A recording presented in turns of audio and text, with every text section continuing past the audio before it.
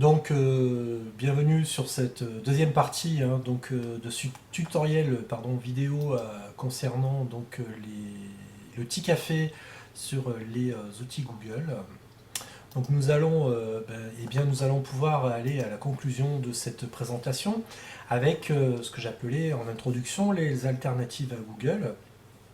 Alors on commencera, contrairement à ce qu'indique l'écran, on commencera par les moteurs de recherche. Alors c'est vrai qu'on utilise tous les jours Google sans trop se poser de questions, mais sachez qu'il existe d'autres moteurs de recherche que Google. Il est important de savoir qu'il existe des moteurs libres qui permettent de ne pas avoir, je dirais, de difficultés en termes de traçage. Vous avez par exemple un outil comme DuckDuckGo qui permet de faire donc de la recherche anonyme sur Internet pour ne pas être pisté et qu'on ne puisse pas nous proposer non plus de publicité et autres. C'est un moteur qui est qui est très bien fait, très intuitif et qui fonctionne très très bien. Simplement, il n'est pas très connu. Comme souvent, voilà comment il se présente. Donc j'ai fait ma recherche Google Apps, vous voyez, il me propose le site officiel. J'ai aussi les onglets images ici, vidéo, également, applications, etc. Donc un outil qui est très convivial, très sympa, mais qui gagne à être connu. Si vous cliquez sur en savoir plus, il vous explique donc aussi pourquoi ils sont anonymes et quelle est leur différence avec justement avec Google. Donc premier outil intéressant à tester, je dirais. Voilà. Donc retenez, c'est DuckDuckGo. Donc ensuite, excusez-moi, le petit souci. Voilà, nous avons un autre moteur libre, un peu équivalent à DuckDuckGo. C'est Xquick. Alors voilà, Xquick, à quoi ça ressemble, vous allez voir. Alors très proche de DuckDuckGo dans les fonctionnalités. Voilà, il se dit le moteur le plus confidentiel au monde et il vous explique pourquoi votre vie privée est menacée, notamment par Google. Et pourquoi eux ne font pas d'argent sur vos données, n'enregistrent pas votre adresse IP, ni vos données sur Internet, ni vos données de recherche. Vous pouvez bien sûr l'ajouter en page d'accueil, pareil pour DuckDuckGo, et les recherches sont aussi très pertinentes, pas de problème. En plus, on n'a pas de publicité sur ces sites-là, ou très peu du moins, voilà, donc très bien fait. On peut même classer les recherches, vous voyez, par date. Donc voilà pour Xquick. Je voulais donc sur la question maintenant des navigateurs. Alors, navigateur, moteur de recherche, on fait souvent la confusion. Petit rappel, moteur de recherche, c'est donc un outil intégré à un navigateur qui permet de rechercher des sites internet. Un navigateur, c'est l'outil qui vous permet d'utiliser le moteur. Donc exemple, un navigateur, ça va être Internet Explorer, Mozilla Firefox, Google Chrome.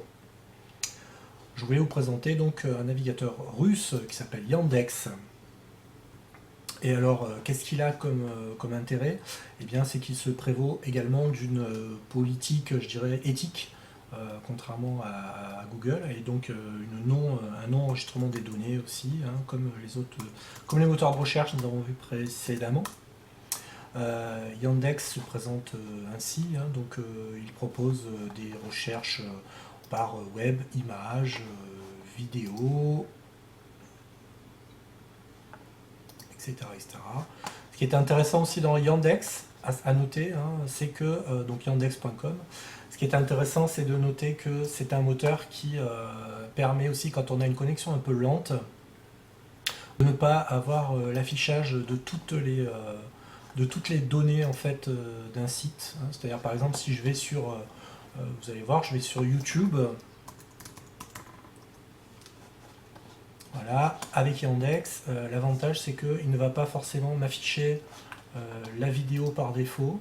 Si je clique sur la vidéo que je veux regarder, il va d'abord l'afficher comme ça, et il va, alors ça dépend des fois, mais des fois il va mettre un petit placard ici, voulez-vous accéder aux données, etc. Le but étant d'afficher la page le plus vite possible, en fait, tout simplement. Donc voilà Yandex. Enfin, je ne pouvais pas ne pas dire un petit mot quand même d'un moteur, d'un navigateur, pardon, très connu dans le milieu, dans le milieu de, dans le milieu geek, dans le milieu du web, qui est Tor. Et donc Tor, qui est un outil, voilà, qui permet de naviguer de manière totalement anonyme. Alors, excusez-moi, voilà, Tor. Tor, l'anonymat en ligne, hein, ils le disent, ils expliquent aussi leur fonctionnement. Il faut installer donc le navigateur. On a un internet ralenti, mais totalement crypté, sécurisé avec Tor, ce qui est avantageux. Il se base sur le navigateur Google Chrome pour fonctionner. Donc voilà ce que je pouvais vous dire eh bien, pour aujourd'hui. Pour finir, je vais quand même vous présenter notre blog, hein, notre blog FacLab, qui est ici. Voilà, et sur lequel vous allez pouvoir retrouver eh bien, les vidéos, vous voyez, du petit café, la première qu'on a enregistrée ensemble, que j'ai enregistré pardon tout à l'heure, mais également le lien vers le prési de présentation, donc de la présentation petit café de ce 2 mars. Voilà. Je vous souhaite donc une très bonne journée et je vous dis à bientôt pour un prochain tutoriel petit café. Au revoir.